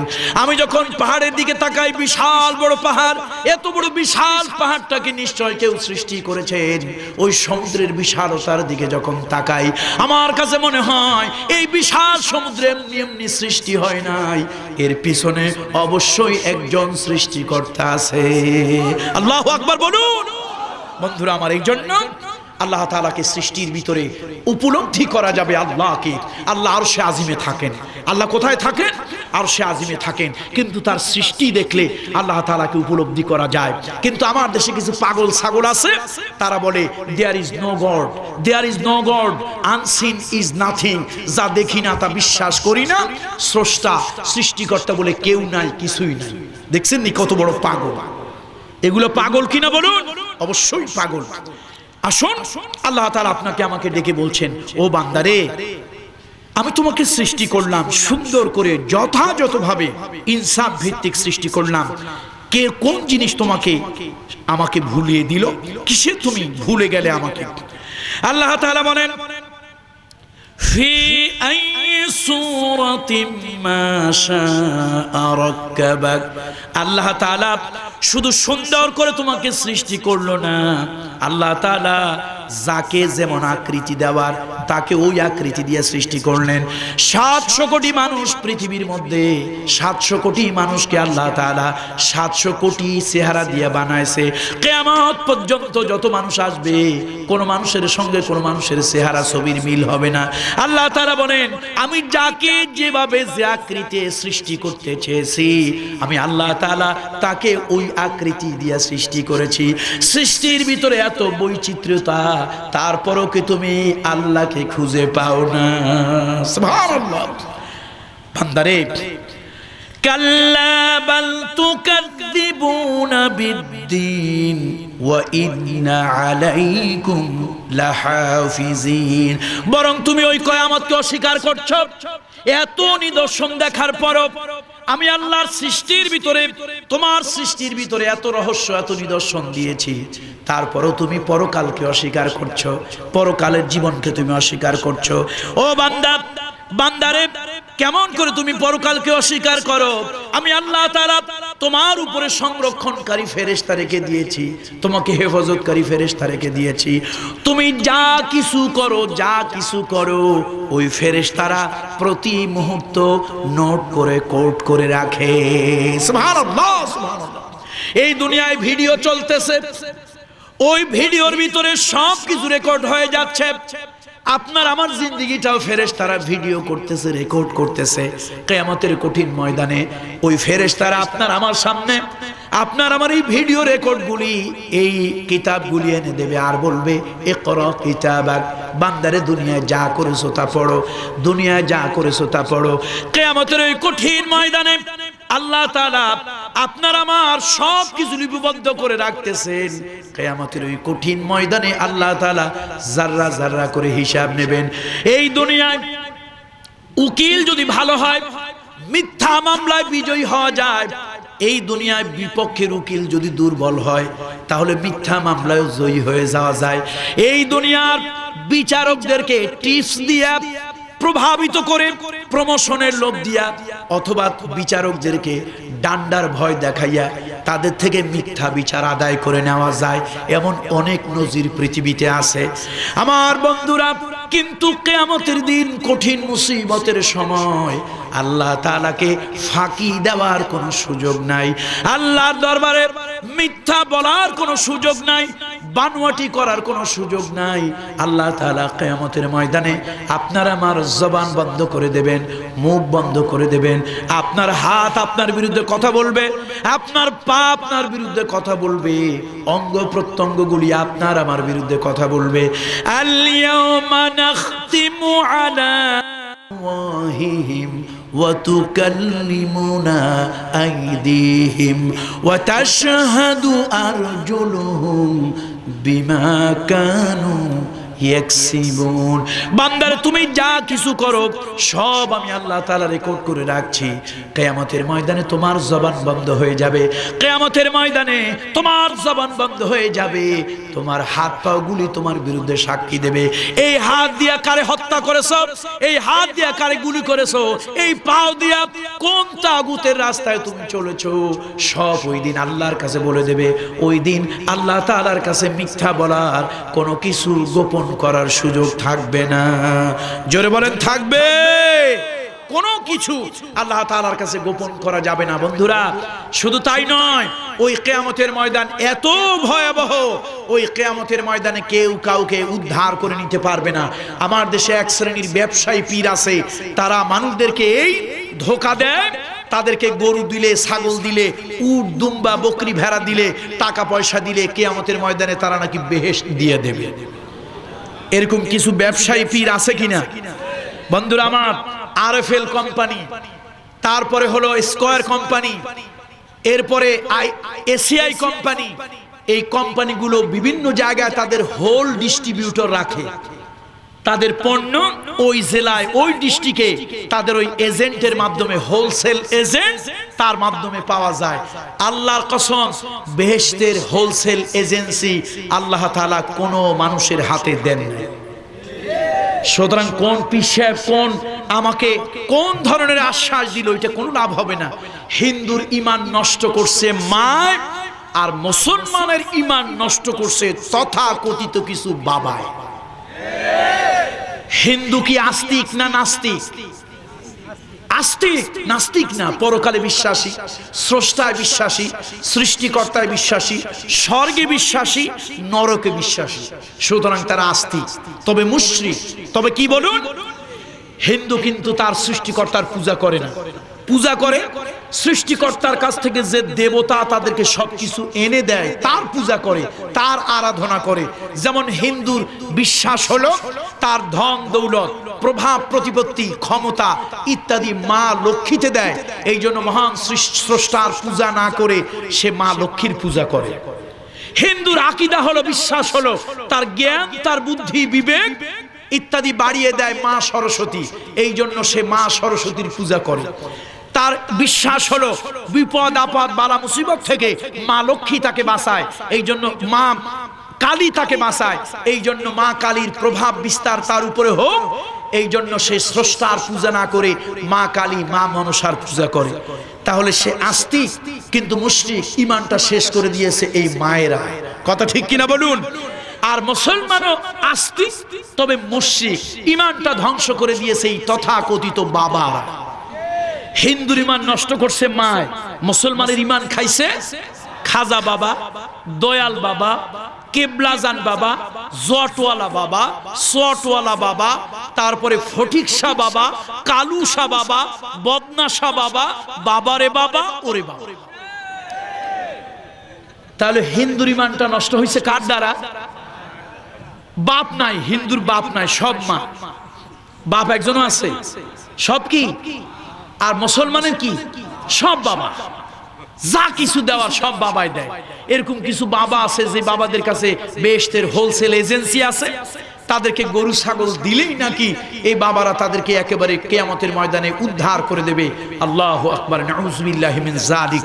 আল্লাহর হাবিব তার কন্যা ফাতেমাকে বলেছিলেন, ফাতেমা ফাতেমা নেক আমল করো। মুহাম্মদ সাল্লাল্লাহু আলাইহি ওয়াসাল্লামের কন্যা হওয়ার কারণে কিয়ামতের কঠিন ময়দানে তোমার কোনো উপকারে আসবে না, তুমি নেক আমল করো। শুধু তাই নয়, আম্মা জান আয়েশা সিদ্দিকা রাদিয়াল্লাহু তাআলা আনহার কাছে আল্লাহর হাবিব কিয়ামতের ময়দানের ভয়াবহ বর্ণনা দিচ্ছিলেন। আয়েশা, যেদিন স্বামী তার স্ত্রীকে ভুলে যাবে, স্ত্রী তার স্বামীকে ভুলে যাবে, মা তার সন্তানকে ভুলে যাবে, সন্তান তার মাকে ভুলে যাবে, মানুষগুলো কিয়ামতের ময়দানে উলঙ্গ আর উলঙ্গিনী হয়ে উঠবে।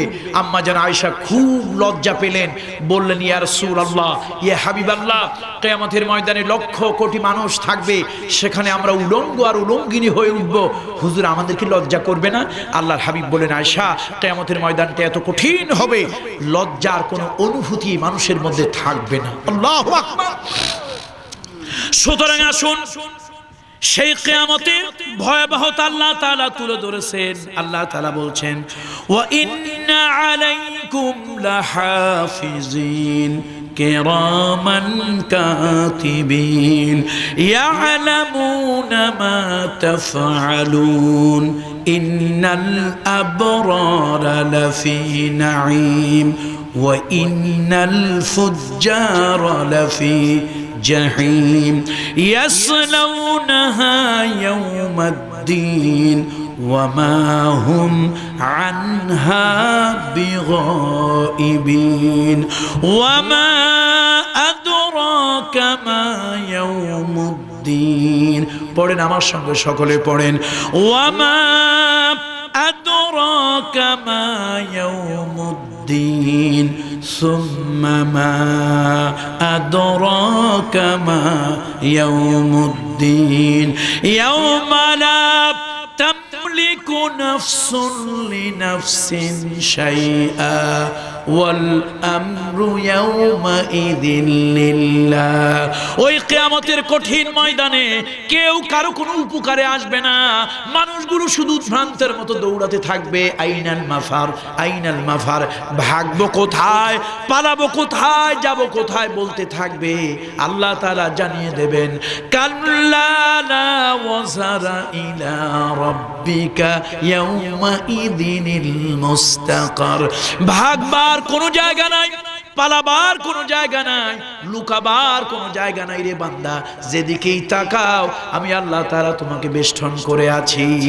সুতরাং বন্ধুরা আমার, মুরব্বীরা আমার, সেই কিয়ামতের কঠিন ময়দানে আমাদেরকে উঠতে হবে, আল্লাহ তাআলার কাছে জবাবদিহি করতে হবে। আসুন, আল্লাহ রাসূল যার কোনো গুনাহ ছিল না, আল্লাহর হাবিব ছিলেন বেগুনাহ মাসুম, সেই নবী আল্লাহর কাছে সকাল সন্ধ্যায় বলেছেন, আল্লাহুম্মা আজিরনি মিনান নার, আল্লাহুম্মা হাসিবনি হিসাবান ইয়াসীরা। আল্লাহ, জাহান্নামের আগুন থেকে আমাকে বাঁচাও, আল্লাহ আমার জন্য হিসাব সহজ করে দাও। আসুন আমরাও মোনাজাতের আগে আল্লাহর কাছে সেই প্রার্থনা করি, আল্লাহুম্মা আজিরনা মিনান নার, আল্লাহুম্মা আজিরনা মিনান নার।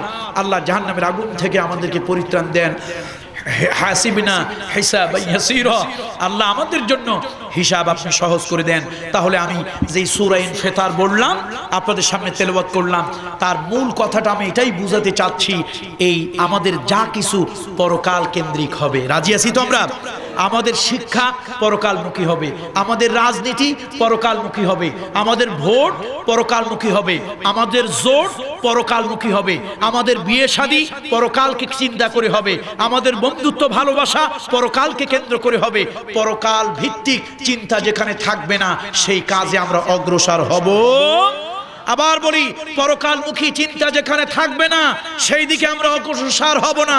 কারা কারা রাজি আছি একটু সিংহের মতো হাত তুলে দেখাই। লিল্লাহে তাকবীর, লিল্লাহে তাকবীর। কোরআন সুন্নাহর আলো, কোরআন সুন্নাহর আলো, কোরআন সুন্নাহর আলো। আলহামদুলিল্লাহ, হাত নামাই।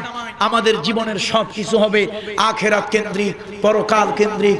পরকালমুখী চিন্তা যেখানে থাকবে না, আখেরাতমুখী চিন্তা যেখানে থাকবে না, যেই শিক্ষার ভিতরে পরকাল আখেরাত কেন্দ্রিক শিক্ষা থাকবে না, সেই শিক্ষাকে আমরা ঝাঁটা পেটা করে বিদায় করব। যে গণতন্ত্রের ভিতরে পরকালমুখী গণতন্ত্র থাকবে না, যেই গণতন্ত্রের ভিতরে আখেরাতমুখী চিন্তা চেতনা থাকবে না, এমন গণতন্ত্রকে আমরা জুতা পেটা করে বঙ্গোপসাগরে নিক্ষেপ করব। যেই রাজনীতির ভিতরে পরকাল ভিত্তিক চিন্তা চেতনা থাকবে না, এমন রাজনীতিকে আমরা 3 তালাকে বাইন দিয়ে দেব। রাজি আছি তো? আমাদের জীবনের সবকিছু হবে কোন কেন্দ্রিক? বলুন, কোন কেন্দ্রিক? পরকাল কেন্দ্রিক। আল্লাহ তাআলা সেই তৌফিক দান করুন। আল্লাহ তাআলা শায়েখ ওয়ালিউর রহমান রাহিমাহুল্লাহু তাআলা, আল্লাহ তাআলা তোমার এই ওলির নামে, তোমার এই ওলির নামে যে 2 দিন ব্যাপী নবম বাৎসরিক যে তাফসীর মাহফিল করা হলো, আল্লাহ তাআলা আমাদের সকলকে পরকালমুখী চিন্তা ভাবনা করার তৌফিক দান করো। আল্লাহুম্মা সাল্লি আলা মুহাম্মদ ওয়া আলা আলি মুহাম্মদ কামা সাল্লাইতা আলা ইব্রাহিম ওয়া আলা আলি ইব্রাহিম ইন্নাকা হামিদুম মাজিদ। আল্লাহুম্মা বারিক আলা মুহাম্মদ ওয়া আলা আলি মুহাম্মদ কামা বারাকতা আলা ইব্রাহিম ওয়া আলা আলি ইব্রাহিম ইন্নাকা হামিদুম মাজিদ। আল্লাহুম্মা আমিন। ربنا ظلمنا أنفسنا وإن لم تغفر لنا وترحمنا لنكونن من الخاسرين ربنا فاغفر لنا ذنوبنا وكفر عنا سيئاتنا وتوفنا مع الأبرار ربنا عليك توكلنا وإليك المصير رب العالمين আল্লাহ তাআলা তোমার এক ওলি শায়েখ ওলিউর রহমান, আল্লাহ তাআলা তার স্মৃতিকে স্মরণ করে এই এলাকার কিছু ধর্মপ্রাণ মুসলমান, আল্লাহ তাআলা তার কিছু মুহিব্বিন, আল্লাহ তাআলা তার কিছু বংশ বনিয়াতেরা তোমার ওলির স্মৃতিকে স্মরণ করে প্রতি বছর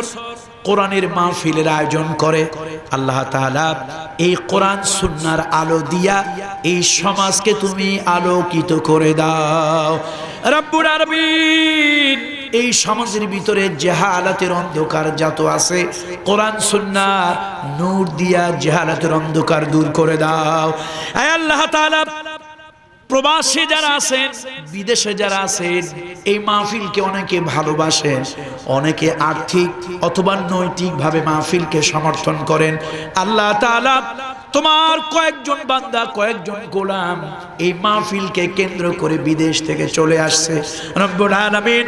কোরআনের মাহফিলকে ভালোবেসে, তোমার হাবিবকে ভালোবেসে, ইসলামকে ভালোবেসে, দ্বীনকে ভালোবেসে, আল্লাহ তোমার একজন ওলি শায়েখ ওলিউর রহমান তাকে মহাব্বত করে প্রবাস থেকে বিদেশ থেকে দেশে চলে আসছে। আল্লাহ তাআলা দ্বীনকে ভালোবেসে যারা এই ভালো কাজে জড়িত হলো, অংশগ্রহণ করলো, আল্লাহ তাআলা এর বিনিময় উত্তম জাযা তুমি তাদেরকে দান করো রব্বুল আলামিন। এই মাহফিলখানা এলাকাবাসীর নাজাতের ওসিলা হিসেবে কবুল করো রব্বুল আলামিন। কিয়ামতের দিন কঠিন মুসিবতের সময়, যেই দিন মা তার সন্তানকে ভুলে যাবে, সন্তান তার মাকে ভুলে যাবে, স্বামী তার স্ত্রীকে ভুলে যাবে, স্ত্রী তার স্বামীকে ভুলে যাবে, আল্লাহ তাআলা কিয়ামতের দিন সেই কঠিন মুসিবতের সময় এই মাহফিলখানা আমাদের সকলের জন্য নাজাতের উসিলা বানিয়ে দিও রব্বুল আলামিন। এই মাহফিলে যারা সার্বিক পরিশ্রম করেছেন, আল্লাহ তাআলা আমার তলহা ভাই, আমার আখিরাতের ভাই, বড় মোহাব্বত করেন আমাকে, আল্লাহ তাআলা তার আত্মীয় স্বজনদেরকে নিয়ে, তার ভাই বন্ধুদেরকে নিয়ে, আল্লাহ তাআলা তার গ্রামবাসীদেরকে নিয়ে, তার শুভাকাঙ্ক্ষীদেরকে নিয়ে রব্বুল আলামিন অত্যন্ত পরিশ্রম করে, কষ্ট করে, মেহনত করে এই 2 দিন ব্যাপী মাহফিল অজপাড়াগার মধ্যে তিনি আয়োজন করেন রব্বুল আলামিন। কিয়ামতের দিন কঠিন মুসিবতের সময় আমার তলহা ভাই এবং তার সহযোগিতার আত্মীয় স্বজন, বংশ বুনিয়াদ, আল্লাহ তাআলা তার ভালোবাসার যাদেরকে সঙ্গে নিয়ে এই মাহফিলটার আয়োজন করছেন, আল্লাহ তাআলা সকলকে তুমি দয়া করে নাজাত দিয়ে দিও রব্বুল আলামিন। এই মাহফিলকে জড়িয়া করে এলাকায় যত মুর্দেগানরা শুয়ে আছে, আল্লাহ তাআলা জানি না কে কোন অবস্থায় আছে। এই দুনিয়ার ভিতরে কারো ঘরে যদি আগুন লাগে, পাড়া প্রতিবেশী দৌড়ায় যায় আগুন নিভায়। কবর দেশে যারা শুয়ে আছে, জানি না কোন অবস্থায় আছে, কোন হালাতে আছে। এই দুনিয়ায় কোন মানুষ যদি জেলখানায় বন্দী হয়, গ্রেপ্তার হয়, ওই মানুষটা আবার জামিন পাওয়ার, ছাড়া পাওয়ার সম্ভাবনা আছে। আমরা জানি না ওই কবর নামক জেলখানা যারা বন্দী, গ্রেপ্তার হয়ে আছে, কিয়ামতের আগে আর কোনোদিন তাদের জামিন হবে না। আল্লাহ তাআলা জানি না তারা কোন হালাতে, কোন অবস্থায় আছে। আল্লাহ তাআলা 2 দিন ব্যাপী মাহফিল শেষে, 2 দিন ব্যাপী তাফসীরুল কোরআন মাহফিল এবং এবার আন্তর্জাতিক কিরাত কেরাতের মাহফিলে যত সওয়াব তুমি আল্লাহ তাআলা দিয়েছো, আল্লাহ তাআলা এই সওয়াবের বিনিময়, আল্লাহ তাআলা এই নেকির বিনিময় তাদের কবরের আযাব মাফ করে দাও রব্বুল আলামিন। তাদের কবরের সাথে জান্নাতের সাথে যোগাযোগ করিয়ে দাও আল্লাহ তাআলা। তাদের কবরের সাথে জান্নাতের সাথে যোগাযোগ করিয়ে দাও, তাদের রূহের গায়ে জান্নাতি পোশাক পরিয়ে দাও। আয় আল্লাহ তাআলা, অনেক দূর দূরান্ত থেকে তোমার বান্দারা এসেছেন আল্লাহ তাআলা। আজকে আমি অনেক বড় সফর করেছি, মুখ দিয়ে কথা বের হচ্ছে না, তারপরও কষ্ট করে কথা বের হচ্ছে। আয় আল্লাহ তাআলা, কোরআনের কথা বলার জন্য কণ্ঠের যতটুকু সুস্থতা প্রয়োজন, বলিষ্ঠতা প্রয়োজন, আল্লাহ তাআলা তোমার গোলামকে তুমি সেই সুস্থতা দান করো রব্বুল আলামিন। কোরআন দিয়ে আমাদের চলার, কোরআন দিয়ে বলার, আল্লাহ তাআলা কোরআনের সমাজ কায়েম করার জন্য আমাদেরকে তৌফিক দান করো রব্বুল আলামিন।